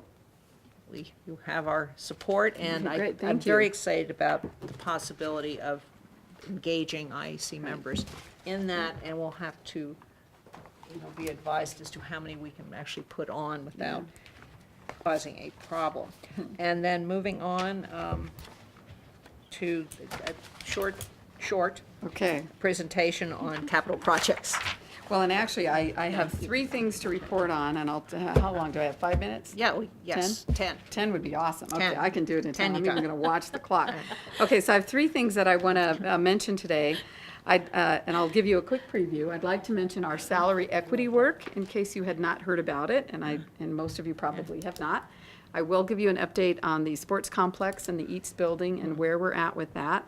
And the other thing is I have highlights that I'd like to share from the academic divisions on campus that, and I'll try to do that as quickly as I can. So first thing is, in the state of Nevada, currently, there are really only a couple of options limited to colleges for moving up the salaries of most faculty and administrative professionals. And classified staff is done separately, so that's not the topic for today. It could be a topic at a later day. But just focusing predominantly on faculty salaries and administrative faculty, which are a mix of people, most of whom do not teach, but they do other types of quasi-administrative educational types of functions. One way is the state gives us money. So right now, the state legislature is considering merit pay for salaries, and I would, of course, encourage you to support that. The second way is COLAs, and the state has already, in the governor's proposed budget, incorporated a COLA of 2% per year for a total of 4% over the biennium. The third way that we can do as colleges is we can do a thing called a salary equity study. And what that means is, and what it's meant for Truckee Meadows Community College, is we hired consultants who operate independently from the organization. They do a lot of consultation with us, so I don't mean like they're operating in private, but they're operating sort of as a separate entity. And they fix what they refer to as salary compression. I call it leapfrogging, because what it means is, and I'll give you a classic example. You have a faculty member who's been teaching at Truckee Meadows Community College for 8 years. Well, within that 8 years, because budgets were bad, right, nationally and locally and at the state level, many faculty are just frozen. They're just sitting there, with very few pay bumps that the state has provided. So then you hire a new faculty, and in order to attract and retain a new faculty member, you're bringing them in at the market rate. So guess what? Leapfrogging. So what the consultants do is they have a very complicated formula. They run everybody through that, and they say, okay, if you make these salary adjustments to these employees, you have in effect, to a certain extent, not completely, it depends on how much money you can spend locally as a college, you have begin to mitigate the effects of salary compression or leapfrogging. So when I first arrived, this was very difficult to understand, but Rachel Solomasas helped me understand, which was great. And Rachel Solomasas actually started this process before my arrival, I believe sometime last year in the fall term or the spring term prior to her departure. Jim New and I then had a discussion. I said, we after realizing what the reserves were at the college, that the reserves were pretty decent. We had quite a bit of salary savings through delayed positions, which is great. So Jim and I sat down at the beginning of the year, and I said, you know what, let's do this. And Jim was really a great advocate and said, yep, I want to get with the consultants. I want to, here's what I'd like to do, President Hilgersum. So Jim and I moved forward as quickly as we could. Meanwhile, and this was the fun part, at first we thought, well, we're not going to be able to do too much if we're being asked to cut the budget by 5%, which was the message in July. But by September, the message was, oh, yay, you won't have to do that, hey. And then by December, it's, wow, we're going to get new monies. So not only do we have some good salary savings so that we eliminate what I call the bow wave effect, right? Because salary dollars are like salary dollars. You have to treat them differently than one-time capital. But now we have these new dollars coming in. So Jim and I analyzed it quite a lot, and the amount that we came up with in coordination with a budget committee here at the college, which consisted of many stakeholders of the college community, in coordination with the consultants, we decided to spend approximately $375,000, which is added to the base, so it's not just a one-time dollar amount, it keeps rolling forward, to fund some raises. And I think that it's helping a lot. So for full-time employees, salaries will be repaired a bit, up to a tune of about $375,000. For part-time employees, and we need to do a lot more for part-time, I really believe. But for now, we've got to fix it. Raising a part-time gets paid at $800 a credit now. This will bump it up to $825 a credit. Like I said, we got a lot of work to do on that, but it's a start, and hopefully we'll move in the right direction. So I just wanted to let you know that there are some happy people on campus because they got these letters last week. That's very important. Yeah, and not everybody got a raise, because if a person is relatively new, there's no compression. Or if a person, we have done this before back in 2012, there were some people who were sort of repaired then, and so they not seeing anything. Which again, it is important to, number one, support the governor's COLA, which we think that's sliding through with no problem. And number two, support merit pay. I mean, it's moving through right now, and anything that you can do, I think, would go a long way to support the faculty and staff at Truckee Meadows Community College.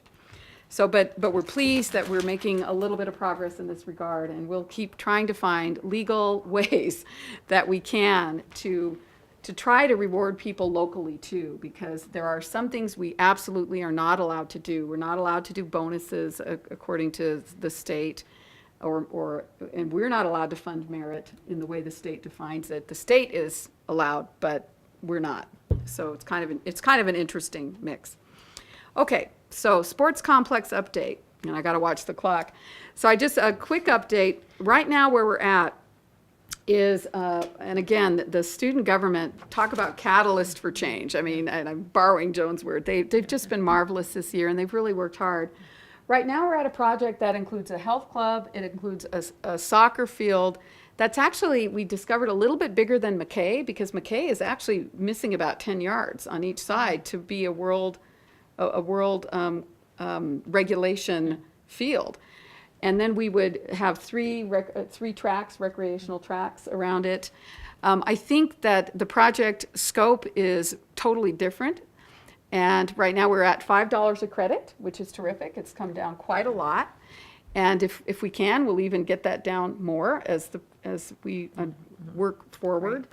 I think the other piece is that the architect is still working through some things, and we had a company willing to give us a sort of a free estimate on the construction costs, and I'll get the news on that this afternoon, so too early to report, but we'll see. The students, and Kim might want to speak to this, because the scope has changed so much, the students are doing a new survey. So Kim, did you want to say a few words about that? Just a bit. At our last meeting, we approved a new sports survey. It's one question. It outlines, kind of breaks down what we have planned and whether they want to support a $5 increase or less or more.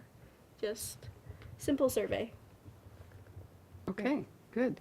At this point in time, assuming that things continue to move forward in a way that makes sense, we're aiming for the September Board of Regents, but we're not going to go, and what I've said to the students is, we'll go when we're ready, right? That's what we'll do. So we're definitely not ready for the June meeting. We know this. We want to take a little more time, and we did hold 2 forums. The first forum was extremely well attended.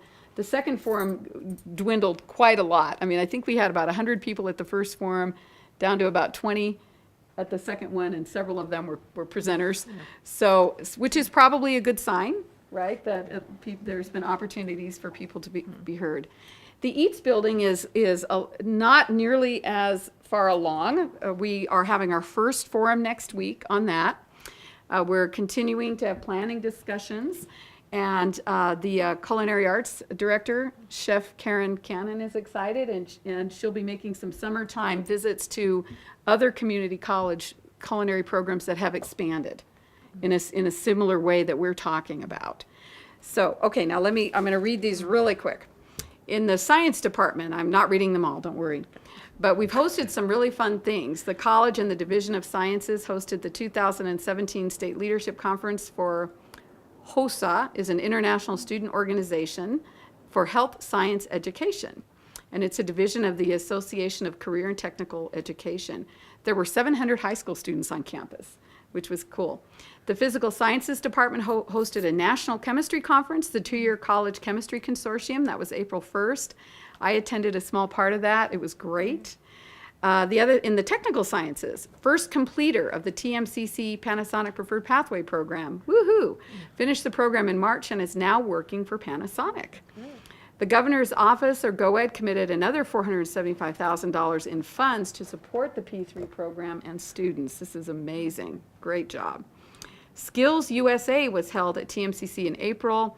The auto, diesel, machining, and culinary arts students are going to the national competition in June of 2017, so that's pretty exciting too.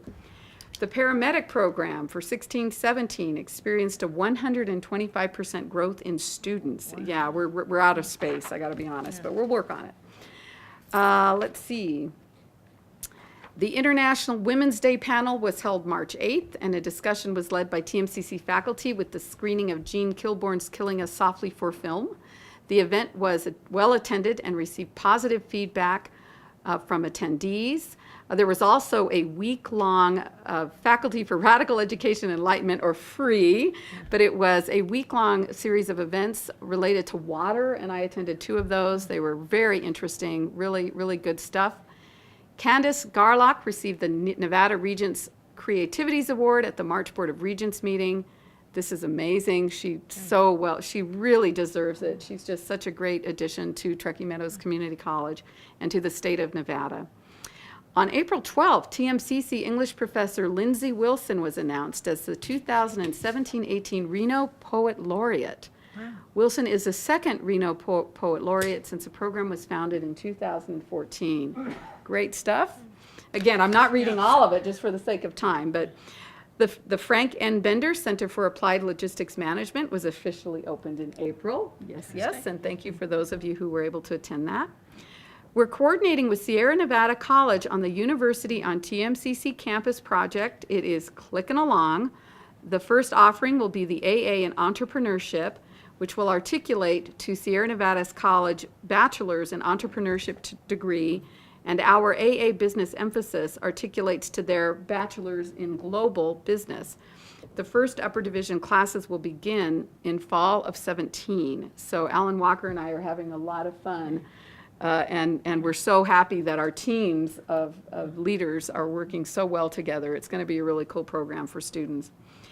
English language learner classes have been running at Now Foods and the Peppermill, and we may be starting them at a major construction company in the fall. And that was really funny because it was Gretchen and I talking to some construction folks, and we just asked some questions. I said, you obviously need tradespeople. Do you ever need to work on English language? And they said, yeah, we do. And so then we connected as quickly as we can, and I was just amazed how fast our people at Meadowwood got that up, which is great. Let's see, a feasibility study, and I wish I should have said this one first when Michonne could be here. A feasibility study exploring the development of hospitality and tourism has been completed.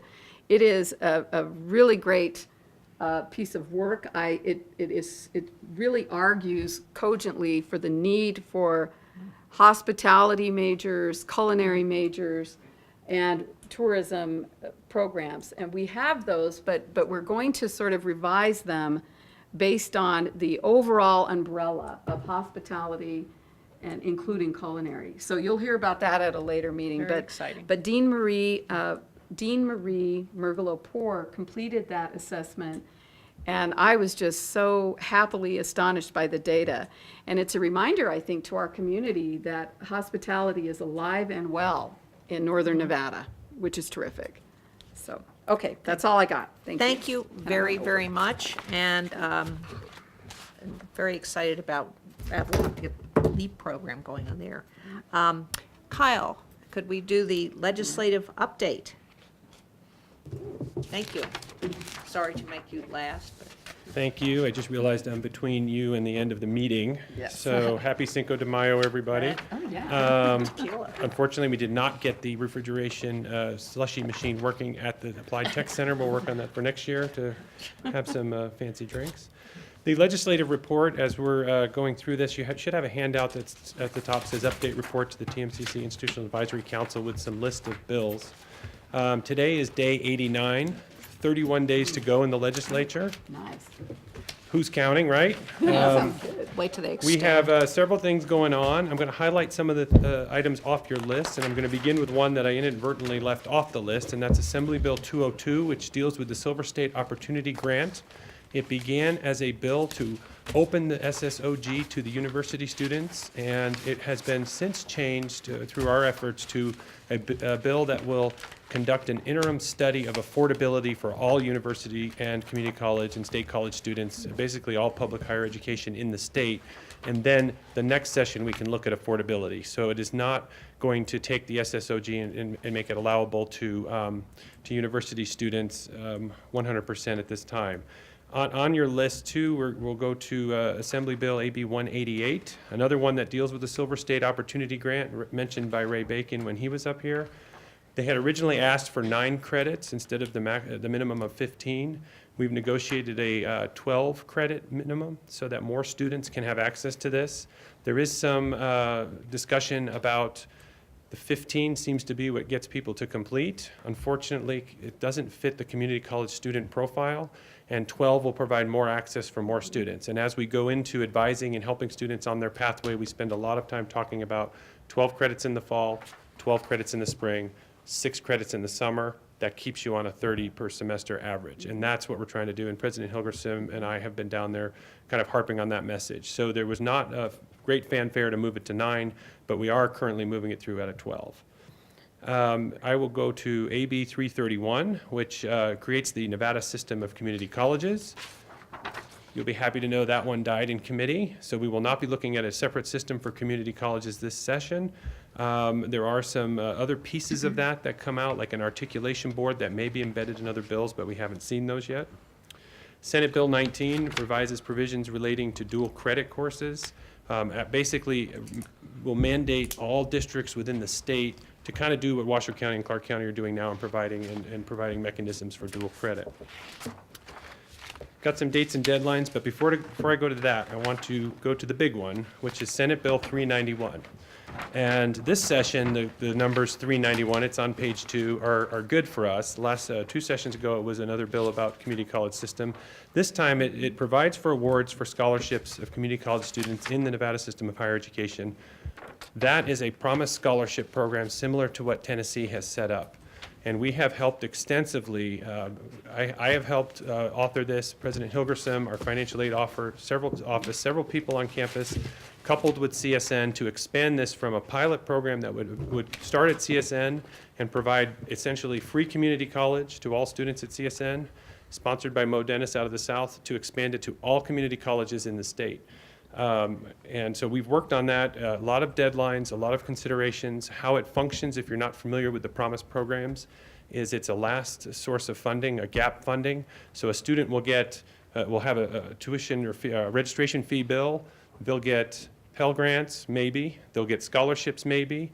They'll get some other money from other sources, grants, that kind of thing. And then whatever's left, this program will pay that, so pay the registration fee portion. So pretty darn close to free community college for students, and it's currently working its way through the second house. Any questions on that one before I go on to the dates and deadlines? So this is really exciting. This is one of those things where I think when this goes through, if this goes through, it will go through hopefully, it'll be funded, it'll start with the class of 2018. They will have to start doing activities in November of their senior year, so November of 2017, which includes service learning, mentoring, and they'll have to hit certain deadlines. They have to apply for financial aid. They would be the first class, so the class of 2018 would be the first class to actually access this scholarship in the fall of 2018. So that's the dates we're looking at. I think, and I expect, that's going to have a significant increase on our enrollment at the college, at all colleges, because I think it applies, it's not a need-based scholarship, it applies to a student who needs $2,000, and it'll apply to a student who needed $5,000. So that's how it works. So I think that's going to have a really strong impact on the enrollment. The marketing money, great to hear the budget is doubling. When this happens, I think enrollment's going to come naturally, but the navigation of how to do everything is something we're really going to have to clearly communicate. So with that, I will go to some dates and deadlines. May 1st, Monday, was the Economic Forum. We're in good shape as far as recent memory we can remember. The Economic Forum said there's actually extra money left in this biennium, and we're looking at a plus 90 million for the next biennium. So it's one of those situations where as they start building budgets in the legislature, they're not looking at a red. They're looking at a little bit more than they expected. Today is the day they start resolving budget differences. They will start introducing budget bills around the end of the month. The second House committee passage is May 19th, and then the last day is June 5th. And that's the legislative report. I knock on wood quite a bit when I say last day, because it will be the last day, and we want it to stop and not go into any kind of special fund. So, any questions on any of that? Went through it pretty quickly, but. I have one question. In the excess, the 140 million that they're dividing up, there's been some talk of some people trying to reach out and get that money for the community colleges. For the extra money for this biennium? Yeah. I have not heard any of that. Well, merit pay is one. The salary Yeah. merit, yeah. But there was some, if there's any money floating around, we should be out there We should grab it, looking yeah. for it. And I was wondering, any thoughts? Ray was saying that he thought most of it had already been allocated, but. One of the things that we haven't talked a lot about since the February meeting in the legislative update was the bills that were the ENCHE bills, the ENCHE Yeah, budget. yeah. And that's one that's all going to wrap up, this month. And the big one there is there's of course the caseload growth, which the college will see about $1 million. There's the CTE enhancement, which will be a correction to the formula to increase the funding for career and tech education courses in 4 areas. And then the capacity funding, which will increase about $1 million for us as well. That will all be part of the budget bill, so that the new money I'm expecting will make that a little bit easier, but I don't expect them to do anything for this year with that. But those bills, just so you know, are still moving through. We have not heard any kind of chatter on it's not anything that ENCHE put forward is not necessarily appropriate or going to make it through. But again, So it looks like ENCHE as proposed, as we have seen it, we've all looked at it, is moving forward and doesn't seem to be any danger of being. 31 days to go. Yes, I feel pretty good about it on the record and off the record, but anything can happen. And the last month is always the final sprint to the finish line with reconciliations. There has been some talk already about certain pieces of bills, kind of a trade. I'll support this if you support this. So hopefully we end up on the good side of those discussions, which is why we spend a lot of time down there. So. Thank you. Anybody else have questions? If you do have a specific question, it comes up, reach out to Kyle. I have one more thing, because I'm surprised you didn't ask, but how can you help, right? So when we talked back in February, we talked about IAC members Right, helping a yes. certain way. There has not been anything up until this point that really needed extra support other than what the president or I or other staff can handle. When we get to the promised scholarship, we may I may send out an email that says, please contact legislators with your opinion on this. And again, I went through it pretty quickly, and if you need, we have a briefing on it. We have some bullet points we'll send, just so you're aware of it. But that's the one we really could use support. And the bottom line with that is when we look at overall, and again, I don't want to spill into what Ray already talked about, but when we look at workforce in this state, 50% of the jobs are going to require more than high school, but less than a 4-year degree. We have pathways for that. But this not only accelerates enrollment for us, but it accelerates graduation, gets people out of high school into the workforce faster by providing a pathway by covering the registration fees. So that's one of the sells for it. And they can still go into 4-year programs as well. Oh, quickly, a dual credit bill, is that still moving? The dual credit bill is still moving through, and we're doing quite a bit with dual credit now, so we're pretty well covered, but it will actually mandate that all districts look at that as well. But it doesn't have a fiscal note. It does, the SB 19 doesn't, there are some monies in one of the governor's budget line items that has to do with dual credit through the NDE and that, but. Well, thank you. If anybody has questions, to get them to Kyle, could you send us bullet points on that particular one so that we're prepared if, we get the phone call, like, can everybody show up? At least we're not standing in the elevator, which I have done, reading, Reading the as bullets. to, so if that'd be great if you could. Yeah, and then that promise too, again, I went through it fast, but it is just for recent high school graduates too. So if they graduate in June, Right. they're eligible the next year for 5 semesters. And again, it's a gap funding. It covers what's not covered. And that, depending on the student and their need-based, they're required to request financial aid. If they don't get any, they would still be covered. So. Thank you Thank very you. much. Anybody, anything? If you have questions, you know who to reach out to. Thank you very much. And don't forget commencement. don't forget commencement. And